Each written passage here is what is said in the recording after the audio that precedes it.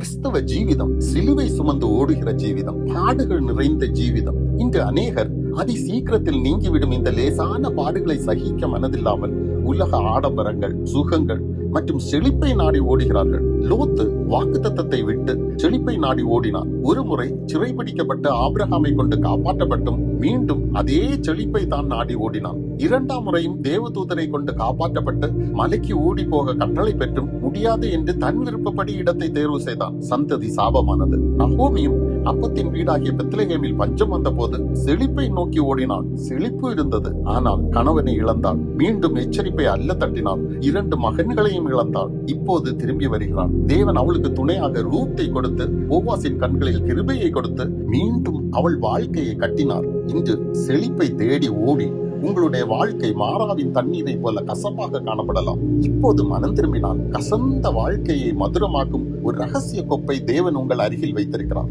இயேசுதான் அந்த ரகசியம். அவரை உன் வாழ்க்கையில் அனுமதித்தால் கசந்த உன் வாழ்க்கை மதுரமாக மாறும்.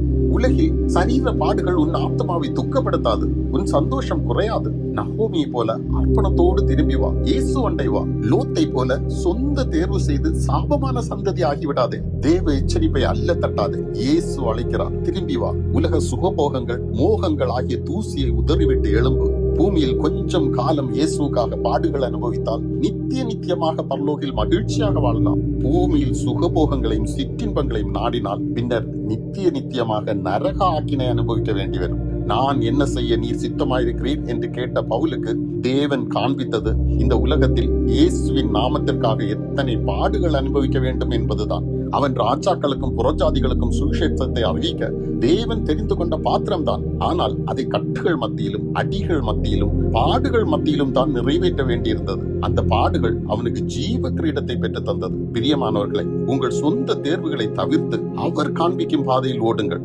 ஜீவ கிரீடம் உங்களுக்காக காத்திருக்கும். ஆமென்.